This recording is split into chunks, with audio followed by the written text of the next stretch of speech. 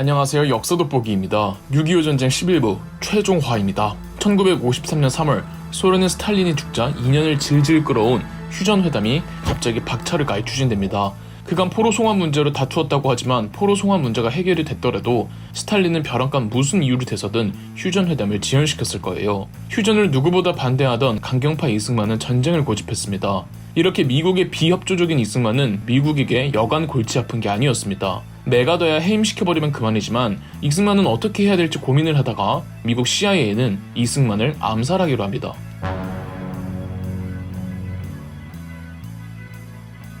(1952년) 미국의 대통령은 트루먼에서 아이젠하워로 바뀌어 있었습니다.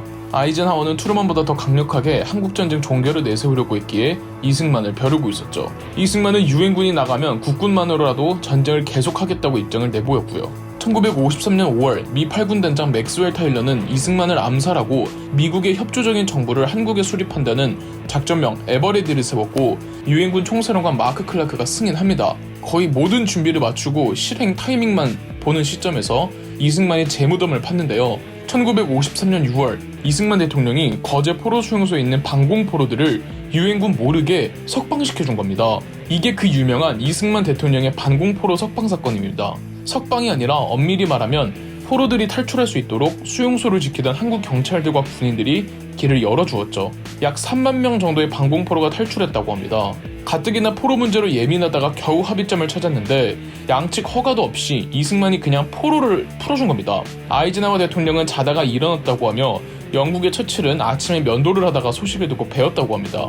더는 안 되겠다 싶은 미군에선 CIA와 같이 에버레디 계획을 실행하려고 했습니다. 미군과 CIA에선 백선엽 장군을 차기 대통령으로 세우려고 했죠. 정말 이승만이 끝장날 뻔했던 그때 아이젠하워 대통령과 미국 고위 의원들이 암살은 가급적 지양하자는 방침에 따라 에버레디 계획은 무산되었습니다.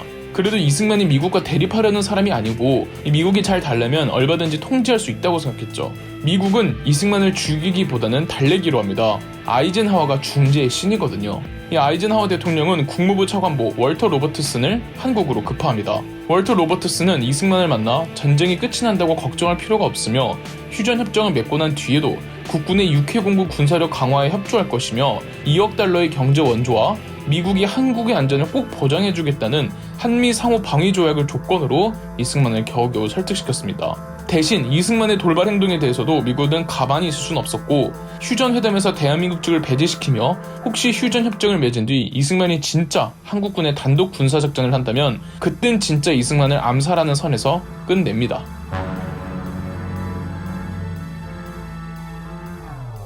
양측이 참 지긋지긋한 게 휴전협정에 박차를 가하자 역설적으로 그간 소강 상태에 있던 고지전에서 전투가 더 치열해집니다. 이제 진짜 휴전이 체결될 것 같으니 그 직전까지는 서로가 단 한 개의 고지라도 빼앗고 한 치의 고지라도 뺏기지 않으려고 했던 겁니다. 1953년 6월부터 북한 쪽 강원도 김화군의 금성천 일대가 치열한 전장이 됩니다. 이때까지만 해도 금성천은 국군의 점령지였죠.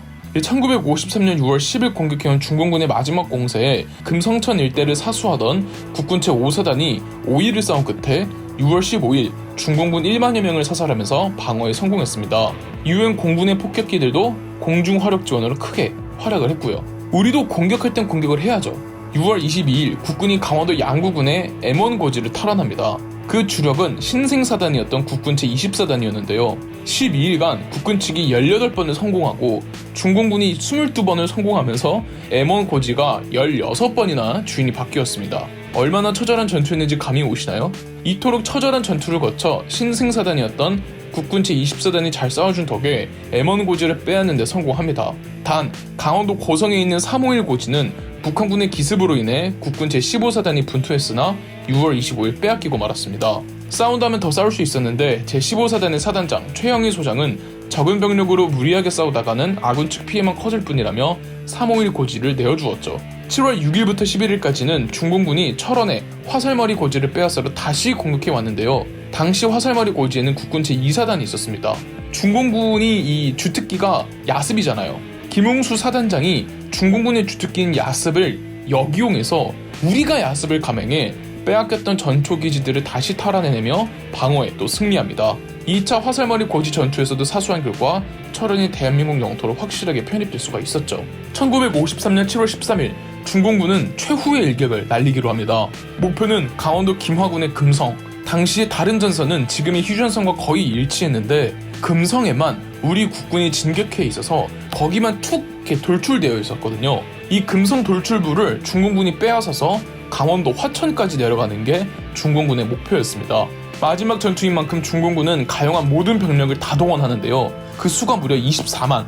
공력을 모두 끌어모아 싸우는 건 우리도 마찬가지였습니다. 처음엔 10만 명이 나중엔 8만 명 정도가 더 추가 지원되었습니다. 이 금성 전투는 어느 한 고지를 두고 싸웠다기보다는 금성에서 화천에 이르기까지 넓게 퍼진 전선에서 동시다발적으로 일어난 전투라고 보시면 됩니다. 그렇게 약 일주일을 싸워서 7월 19일 우리가 이 금성 돌출부를 빼앗겼지만 금성천 일부와 철원과 화천까지는 반격을 해서 재점령하는 데 성공합니다. 이 마지막 금성 전투로 지금의 강원도 철원 화천 국경지대가 확정된 거죠. 금성 전투로 1만 4천 명의 사상자가 나왔고 중공군은 6만 6천 명의 사상자가 나왔습니다. 기록에 따라 더 많았을 거라 추정하기도 합니다. 아군과 적군 다 합쳐서 일주일간 8만 명이 넘는 사상자가 나왔습니다. 한국전쟁의 막을 내리는 가장 비극적인 전투였죠.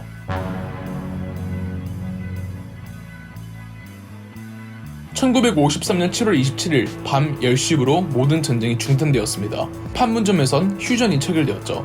정전협정문에는 북한 측 김일성, 중공군 측 팽더화이 사령관, 유엔군 측 미국 육군대장 클라크 사령관이 서명을 했고 한국 측 이승만 대통령은 서명에 참여하지 못했습니다.